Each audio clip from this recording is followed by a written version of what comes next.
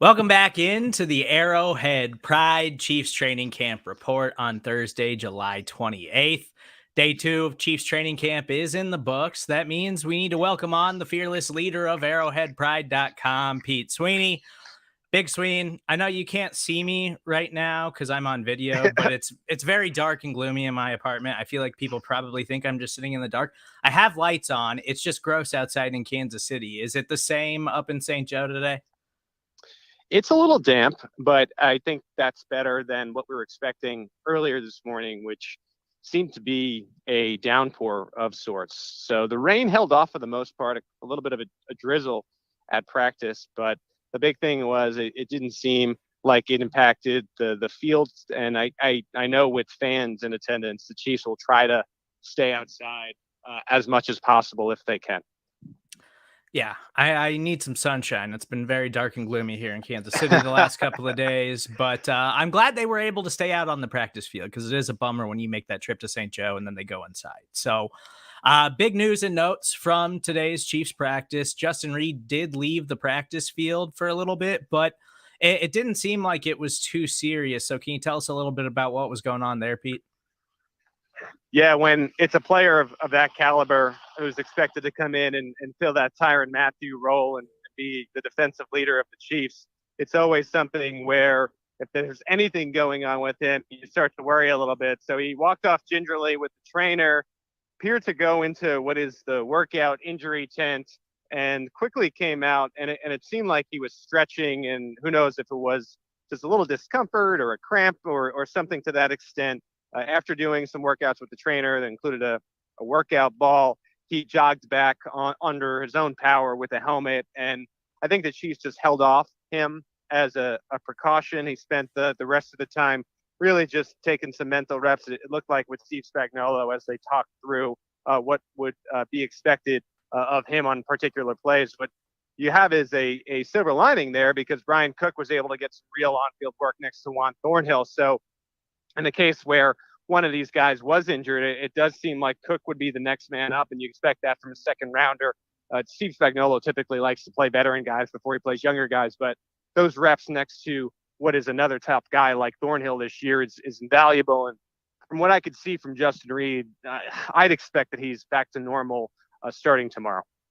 Yeah, I think that we've spent a lot of time this offseason underrating how important Justin Reid is going to be to this defense, but it is nice to see the rookie Brian Cook get some reps. I want to ask you about Juan Thornhill because Juan Thornhill said that he's expecting to have an all-pro kind of season this year. Justin Reid has been hyping him up, and even Steve Spagnuolo, when he spoke to the media today, was hyping up how impressive Juan has been so far in camp.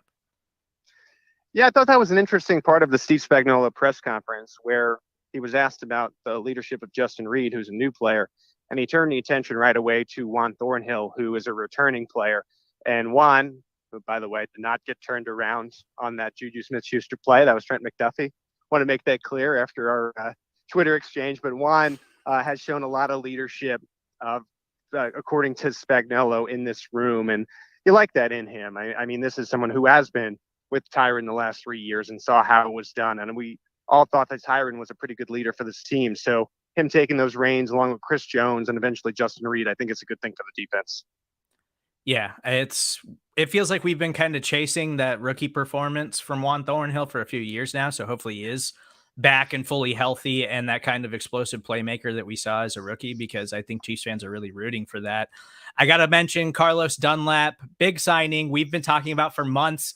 The Chiefs desperately needed another veteran presence along that defensive line. And it came out just before they spoke to the media that they were, in fact, signing defensive end Carlos Dunlap, coming off an 8.5 sack season, to a 1-year contract. Yeah, I think it's a big move for the Chiefs. And this is something that if you ask anyone in Kansas City that follows this team, be it a fan or an analyst, a radio host, someone that does TV, someone that's around the team, I think we all were in agreement that the biggest need was defensive end, and that usually isn't the case with so many people talking about this team all the time in Kansas City. You know what I'm talking about, and so they addressed it finally. Yeah, they have a 32-year-old player coming in here who has had 8.5 sacks. He also had 21 quarterback pressures, which would have been third on the team last year. Just another body to the room. And remember, in the Steve Spagnuolo defensive line room, it's all about the rotation. And I think adding him to the mix will make this room as a whole better, means fresh legs at the end of the game. I think it's a big thing for guys like Mike Dana, Josh Kando as well. Like when they get in later in the game, maybe their legs are a little bit fresher. And I think all in all of this is to get some more pressure on the quarterback. I think that was missing to an extent last year. So not only does it unlock Dunlap in his own right, I'm wondering what it does for the production of a Chris Jones, for a Frank Clark who wants to be resurgent this season, for a young kid like George Karlaftis, who now has a veteran in the room who's been in the NFL for over 10 years. So I think there's a lot of reasons to like the deal. It was definitely the biggest need for the Chiefs. And now it's been addressed. Yeah, I think Chiefs fans should be absolutely thrilled with this signing. I think Carlos Dunlap still has plenty of juice as a veteran pass rusher. And we saw how much they struggled early on in the season last year before adding Melvin Ingram at the trade deadline. It's nice to get this out of the way before the season actually starts. So I think this is a huge signing. I want to ask you about Frank Clark, who was dealing with some kind of illness yesterday, but he was back on the practice field today. Did he look hindered in any way, or does Frank look like he's totally fine? Look normal. And that's the big thing. There's only so much you can take away from the lines right now. The pads come on Monday, August 1st. We've been circling that day as the day we can start evaluating what the offensive line and defensive line looks like. I'm eager to see what Frank Clark looks like going up against some of these offensive linemen. That's, by the way, when we can really start to evaluate, okay, how does Roderick Johnson, the replacement right now for Orlando Brown, hold up against what are some pretty good defensive ends on the Kansas City Chiefs? But Clark is healthy, and so he'll be ready as far as we know for that day. And so now we wait when we talk about the trenches until those pads come on. Yeah, you feel good about a healthy Frank and a healthy Carlos Dunlap, and then you mix in rookie George Karlaftis. Like this Chiefs pass rush is finally starting to take shape, and I'm getting pretty excited about the defense. Another player that was not around for the first day of camp. Well, he was on the field, but not practicing, and Clyde EdwardsHelaire spent a day on the pup, but now he says he's totally fine. Was Clyde fully active in practice today? Any reason to worry about him moving forward? Well, that's the weird thing, Steve, and sorry to correct you a little bit here. He didn't miss any time, which is why it was weird that he was on the PUP at all. And when we talked to him today, it kind of seemed like he didn't really understand why he was on the PUP. So whatever it was, whatever weird scenario that led to EdwardsHelaire's status being a little bit up in the air, it is fine now when he looks completely healthy. Any compression sleeve that he had on his left leg yesterday was off today. So 100% full go for Clyde. And I think this is a big year for him. And I think he knows it. I said this a second ago to someone up here.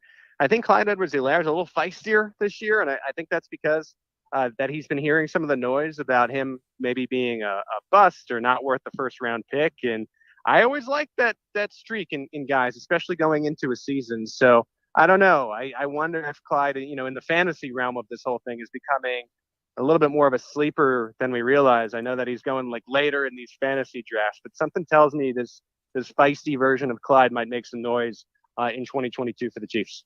And he did say today that he thinks he's one of the best pass catching running backs in the NFL. So I'm starting to get excited for Clyde. I agree with you. He seems a little saucier this year in training camp. Last thing for me, Pete. Andy Reid said the offensive line would rotate as they look to fill the absence of Orlando Brown.